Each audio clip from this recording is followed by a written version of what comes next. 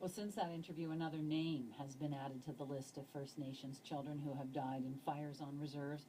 10-year-old Aisha Rabbitskin. She died 10 days ago on the Wichican First Nation, Lake First Nation, about 200 kilometers northwest of Saskatoon. Her mother, Lorena McAdam, blames inadequate equipment and services for her child's death. My next guest believes something needs to be done. Cam Broten is the leader of the opposition New Democrats in the Saskatchewan legislature, and he's in our Regina studio. Hello. Good morning, Anna Maria. Well, what do you want to see happen to prevent deaths by fire on First Nations territories? Well, we need to see the right funding put in place, and we need to see the right programs put in place for fire prevention and for training for on reserve. You know, a child doesn't choose what community they're born into, what home they're born into, and to have these stories come up, to hear of Aisha dying in a fire, it's just not acceptable, and it can't continue. And what we need to see is the federal government stepping up, fulfilling its role, and we need to see much stronger advocacy from the provincial government here in Saskatchewan in calling for that and pushing for that. So what kind of political support are you getting for this in Saskatchewan? Well, this week in question period, I asked our Premier, Mr. Wall, to write to Mr. Harper, as I've done, and call for the right funding to be put in place to stop this. It just doesn't make sense. And so within the public, you know, people understand that fire protection services are not a luxury item. These are the basics, and we owe it to our kids in the province to do better. And so there's been some discussion that the minister here in the province is willing to speak with his federal counterpart. But, you know, our Premier, Mr. Wall, doesn't hesitate to weigh in on debates in other places. And, you know, I would like to see him take a much stronger position on this and push in a much bigger way. Well, there is a meeting coming up next week, is there not, between the province and the federal Aboriginal Affairs Minister, Bernard Valcourt. And what do you think will come of that?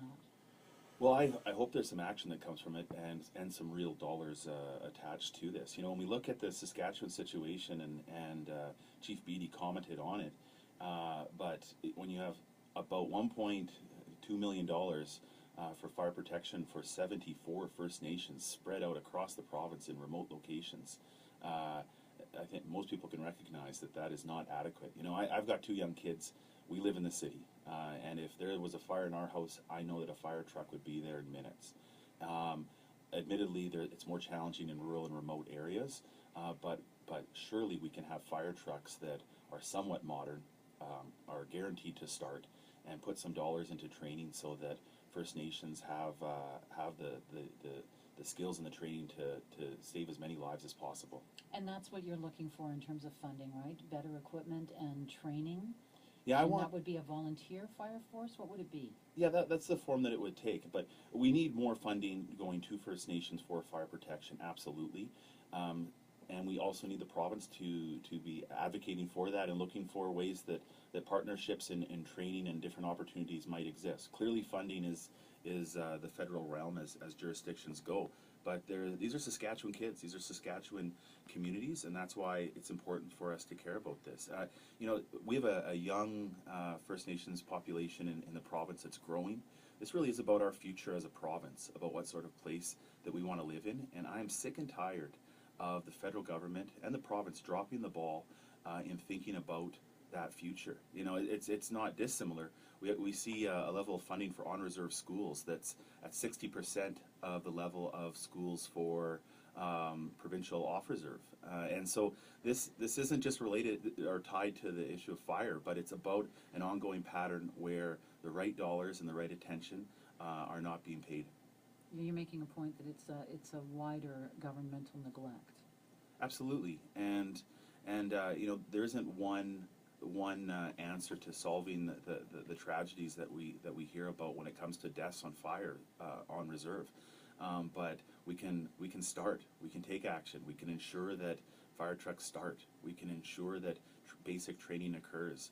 And that's not happening right now, and that needs to happen. It must happen. Why do you think the situation has been allowed to go on the way it has for so long?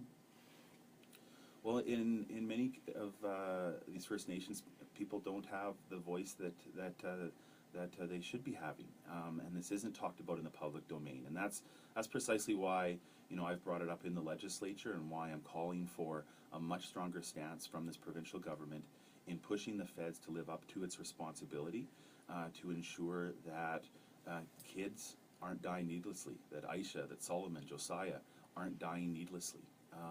That's what I would want for my 2 kids, and I think that's what every family wants. And in the meantime, what do you say to the leaders in the Aboriginal community like Chief Beattie or the grieving parents like Ms. McAdam? Well, to parents, I say sorry. I say it's heartbreaking.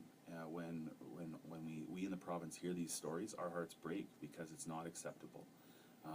I would not want that for my kids, and the loss of your children is not acceptable. To First Nations leaders, I say continue to speak up and continue to put pressure and provide the leadership on reserve that you can and that you have been doing. And together we need to stop this. We need to do better, and we need to draw attention to this. Cam Broten, thank you for your time today. Thank you so much.